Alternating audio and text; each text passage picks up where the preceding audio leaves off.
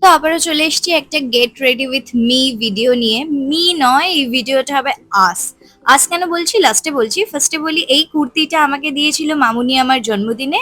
আর আজকে আমি এই কুর্তিটা পরে বেরাবো। আর আমার সমস্ত স্কিন কেয়ার করা কমপ্লিট হয়ে গেছে, তো এখন আমি ইউজ করছি এই মেভলিনের ফাউন্ডেশনটা। আমার এইটা one of the favourite foundation. বিশ্বাস করো, এইটা এতটা ডিউই ফিনিশ একটা লুক দেয় না, মনে হয় যে যারা একটু ওই নো মেকআপ মেকআপ লুকে বিশ্বাস করে বা পছন্দ করে তাদের জন্য এটা একদম পারফেক্ট। তারপর আমি ইউজ করবো ল্যাকমি অ্যাবসলিউটের এই প্যালেটটা। এটাতে ব্লাশার, কন্ট্যুর আর হাইলাইটার একসাথে পাচ্ছ। আর ব্লাশারটা একদম ন্যাচারাল একটা ফিনিশিং দেয়। আমার তো খুব পছন্দের, খুব হেভি মেকআপ না হলে পরে আমি এটা ইউজ করি।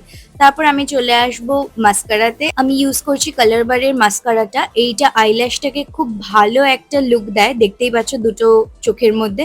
তারপর আমি বললাম না গেট রেডি উইথ আস, আমাকে রেডি হতে দেখে নবাব সাহেব চলে এসছে, তাকেও নাকি এরকম ভিডিও বানায়। আমার ভিডিওর মাঝখানে এসে ডিস্টার্ব করতে শুরু করে দিয়েছিল। যাই হোক, আমি এই লিপস্টিক কম্বোটা কিনেছিলাম জুডিও থেকে। আর এই লিপস্টিক কম্বোটার নাম হচ্ছে বেরি লিপ শেড, যেটা আমার থেকে 200 টাকা নিয়েছিল।